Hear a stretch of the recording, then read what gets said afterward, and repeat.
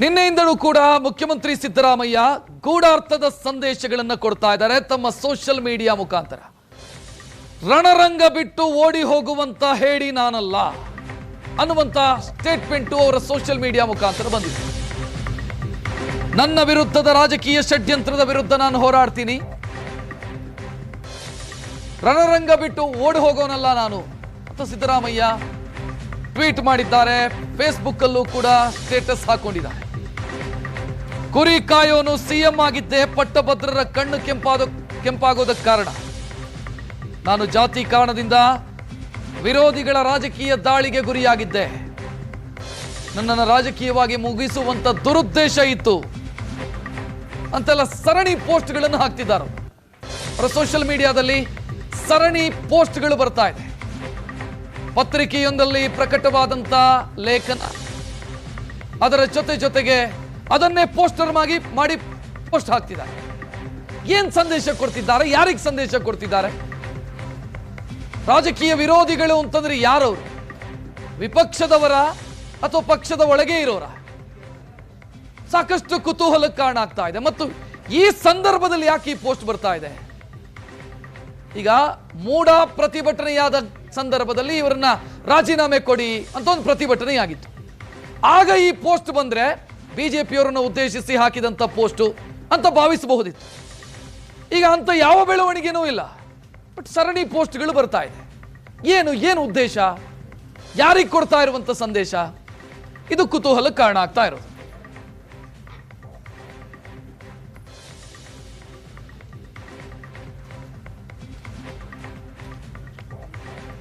CM Siddaramaiah ಅವರ social media ಮುಖಾಂತರ ಬರ್ತಾ ಇರುವಂತ ಸರಣಿ ಪೋಸ್ಟ್ಗಳು ಕುತೂಹಲಕ್ಕೆ ಕಾರಣ ಆಗ್ತಾ ಇರೋದು. ಒಂದೆಡೆ ಮೊನ್ನೆ ಉಪಮುಖ್ಯಮಂತ್ರಿ ಡಿ.ಕೆ. ಶಿವಕುಮಾರ್ ದೆಹಲಿಗೆ ಹೋದ್ರು, ಪ್ರಮುಖರನ್ನ ಭೇಟಿಯಾದ್ರು. ನಾನು ಏನು ಮಾತನಾಡಿದ್ದೆ, ಯಾರ ಜೊತೆ ಮಾತನಾಡಿದ್ದೆ ಅನ್ನೋದನ್ನೆಲ್ಲ ಹೇಳೋದಕ್ಕಾಗಲ್ಲ ಅಂತೆಲ್ಲ ಮಾತನಾಡಿದ್ರು. ನಾನೇನು ಗಾಳಿ ಕುಡ್ಕೊಂಡು ಹೋಗೋದಕ್ಕೆ ಬಂದಿದ್ದೀನ ದಿಲ್ಲಿಗೆ ಅಂತೆಲ್ಲ ಪ್ರಶ್ನೆ ಕೇಳಿದ್ರು. ಈ ಮಧ್ಯೆ ಈಗ ಸಿದ್ದರಾಮಯ್ಯ ಅವರ ಸೋಷಿಯಲ್ ಮೀಡಿಯಾ ಮುಖಾಂತರ ಬರ್ತಾ ಇರುವಂತ ಪೋಸ್ಟ್ಗಳು ಬೇರೆಯದ್ದೇ ಸಂದೇಶವನ್ನು ಕೊಡ್ತಾ ಇರೋದು.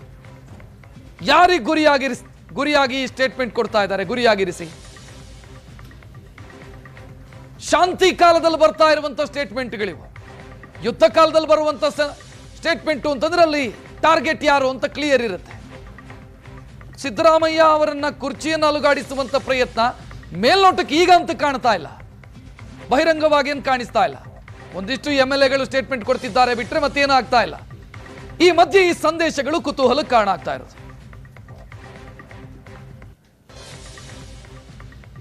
ಹೆಚ್ಚಿನ ಡೀಟೇಲ್ ನೀಡೋದಕ್ಕೆ ನಮ್ಮ ಪ್ರತಿನಿಧಿ ಮಾರುತೇಶ್ ನೇರ ಸಂಪರ್ಕದಲ್ಲಿ. ಮಾರುತೇಶ್, ಶಾಂತಿ ಕಾಲದಲ್ಲಿ ಬರ್ತಾ ಇರುವಂತ ಸಮರದ ಸಂದೇಶ ಇದು ಯಾಕೆ ಬರ್ತಾ ಇದೆ? ಯಾರನ್ನು ಉದ್ದೇಶಿಸಿ ಬರ್ತಾ ಇದೆ? ರಕ್ಷಿತ್, ಇದು ಶಾಂತಿಕಾಲ ಅನ್ನೋದಕ್ಕಿಂತ ಮುಂದೆ ಬಜೆಟ್ನ ಬಳಿಕ ಆಗಬಹುದಾದಂತಹ ಬೆಳವಣಿಗೆಗಳಿಗೆ ಒಂದು ಸಂದೇಶದ ರೀತಿಯಲ್ಲೂ ಕೂಡ ಮುಖ್ಯಮಂತ್ರಿಗಳು ತಮ್ಮ ಪೋಸ್ಟ್ ಅನ್ನು ಹಾಕೊಂಡಿರೋದು ಕೂಡ ಸೂಚಿಸ್ತಾ ಇದೆ. ಅಂದ್ರೆ ಸದ್ಯಕ್ಕೆ ಸಿದ್ದರಾಮಯ್ಯನವರ ಸಿಎಂ ಸ್ಥಾನಕ್ಕೆ ಯಾವುದೇ ರೀತಿಯಾದಂತಹ ಸಮಸ್ಯೆಗಳು ಇಲ್ಲ. ಹೈಕಮಾಂಡ್ನ ಶ್ರೀರಕ್ಷೆ ಕೂಡ ಮುಖ್ಯಮಂತ್ರಿಗಳಿಗೆ ಇದೆ. ಈ ನಡುವೆ ಈ ಪೋಸ್ಟ್ ಈಗ ಯಾಕೆ ಚರ್ಚೆಗೆ ಒಳಪಡ್ತಾ ಇದೆ ಮತ್ತು ಅದರಲ್ಲಿ ಉಲ್ಲೇಖ ಮಾಡಿರ್ತಕ್ಕಂತಹ ವಿಚಾರಗಳನ್ನ ಹೇಳ್ತಾ ಹೋದ್ರೆ, ಅಂದ್ರೆ ನನ್ನನ್ನ ರಾಜಕೀಯವಾಗಿ ಮುಗಿಸೋದಕ್ಕೆ ಒಂದು ರೀತಿ ಷಡ್ಯಂತ್ರ ನಡೀತಾ ಇದೆ ಅನ್ನುವಂಥದ್ದು ಇದೆ. ಜೊತೆಗೆ ಜಾತಿಯ ಕಾರಣಕ್ಕಾಗಿ ನನ್ನನ್ನು ಮುಗಿಸ್ಬೇಕು ಅನ್ನುವಂಥ ಒಂದು ದೊಡ್ಡ ತಯಾರಿಗಳು ನಡೆದಿದ್ದಾವೆ, ಈ ಷಡ್ಯಂತ್ರಗಳು ನಡೆದಿದ್ದಾವೆ. ಸೊ ನಾನು ಯಾವುದಕ್ಕೂ ಕೂಡ ತಲೆ ಕೆಡಿಸ್ಕೊಳ್ಳಲ್ಲ, ಜನರ ಆಶೀರ್ವಾದ ನನ್ನ ಜೊತೆಗೆ ಇದೆ ಅನ್ನುವಂತಹ ಮಾತನ್ನು ಕೂಡ ಮುಖ್ಯಮಂತ್ರಿಗಳು ತಮ್ಮ ಪೋಸ್ಟ್ನಲ್ಲಿ ಹಾಕಿರೋದನ್ನ ಗಮನಿಸಿದ್ರೆ ಬಜೆಟ್ನ ಬಳಿಕ ಸಿಎಂ ಇಳಿಸುವಂಥ ತಂತ್ರಗಾರಿಕೆಗಳು ನಡೀಬಹುದು ಅನ್ನುವಂಥ ಲೆಕ್ಕಾಚಾರಗಳಿರಬಹುದು, ಅಥವಾ ಹೈಕಮಾಂಡ್ಗೆ ನನ್ನ ಸ್ಟ್ಯಾಂಡ್ ಇದೆ ಅನ್ನುವಂಥದ್ದನ್ನ ಸೂಚ್ಯವಾಗಿ ಸಿದ್ದರಾಮಯ್ಯನವರು ತಿಳಿಸುವಂತ ಪ್ರಯತ್ನವನ್ನು ಕೂಡ ಮಾಡ್ತಾ ಇರಬಹುದು. ಪಕ್ಷದ ಒಳಗಿನ ವಿರೋಧಿಗಳು ಜೊತೆಗೆ ಪಕ್ಷದ ಹೊರಗಿನ ವಿರೋಧಿಗಳು ಇಬ್ಬರಿಗೂ ಕೂಡ ಒಂದು ಮೆಸೇಜ್ ಕೊಡುವಂತಹ ನಿಟ್ಟಿನಲ್ಲಿ ಸಿದ್ದರಾಮಯ್ಯನವರ ಈ ಟ್ವೀಟ್ ಕಾಣಿಸ್ತಾ ಇದೆ. ಆ ಹಿನ್ನೆಲೆಯಲ್ಲಿ ಸಿದ್ದರಾಮಯ್ಯನವರು ಅಂದ್ರೆ ಯಾವುದೇ ಘರ್ಷಣೆಗಳು ಇಲ್ಲದೆ ಇರುವಂತಹ ಸಂದರ್ಭದಲ್ಲಿ ಈ ಪೋಸ್ಟ್ ಅನ್ನು ಹಾಕಿರೋದನ್ನ ನೋಡಿದ್ರೆ, ಅದು ಯಾವುದೊಂದು ಪತ್ರಿಕೆಗೆ ಬರೆದಂತ ಕಾಲಂನ ಇದ್ದಂತಹ ಉಲ್ಲೇಖಗಳನ್ನ ಯಥಾವತ್ ಅವರು ತಮ್ಮ ಫೇಸ್ಬುಕ್ ಪೋಸ್ಟ್ ಇರ್ಬೋದು ಅಥವಾ ಸೋಷಿಯಲ್ ಮೀಡಿಯಾ ಪೋಸ್ಟ್ಗಳಲ್ಲಿ ಹಾಕಿರುವಂತದ್ದು ನಾವು ಗಮನಿಸ್ತಾ ಇದ್ದೀವಿ. ಒಂದಂತೂ ಬಹಳ ಸ್ಪಷ್ಟವಾಗಿ ಸಿದ್ದರಾಮಯ್ಯನವರು ಹೇಳಲಿಕ್ಕೆ ಹೊರಟಿದ್ದಾರೆ, ಒಂದು ವೇಳೆ ಅವರನ್ನ ರಾಜಕೀಯವಾಗಿ ಇಳಿಸೋದಕ್ಕೆ ಅಥವಾ ಈಗ ಇರುವಂತಹ ಚರ್ಚೆ ಏನು, ಸಿಎಂ ಸ್ಥಾನದಿಂದ ಇಳಿಸಬೇಕು, ಡಿ.ಕೆ. ಶಿವಕುಮಾರ್ ಅವರು ಮುಖ್ಯಮಂತ್ರಿ ಆಗ್ತಾರೆ, ಈ ತರದ ಚರ್ಚೆಗಳೇ ಕಾಂಗ್ರೆಸ್ನ ಒಳಗೆ ನಡೀತಾ ಇದೆ. ಕಾಂಗ್ರೆಸ್ನ ಒಳಗೆ ಅವರನ್ನು ಇಳಿಸುವಂತ ತಂತ್ರಗಳು ನಡೆದಿದ್ದಾವೆ ಅನ್ನೋದು ಕೂಡ ಅಷ್ಟೇ ಸ್ಪಷ್ಟ.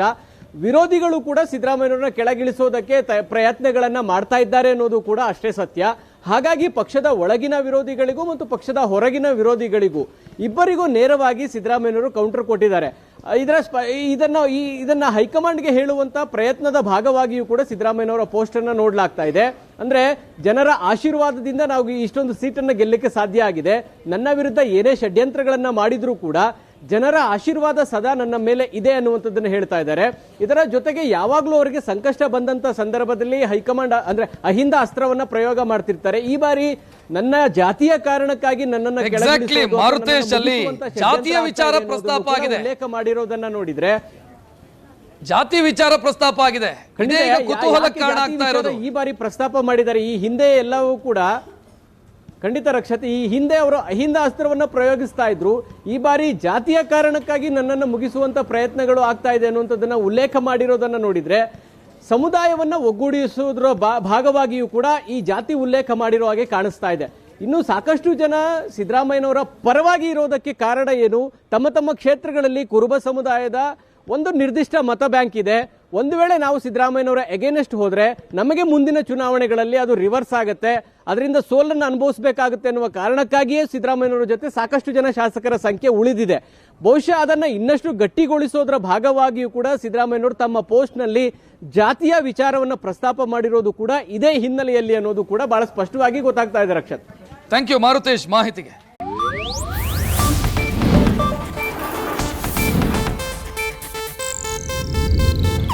ಇದು ಏಷ್ಯಾನೆಟ್ ನ್ಯೂಸ್ ನೆಟ್ವರ್ಕ್ ಪ್ರಸ್ತುತಿ.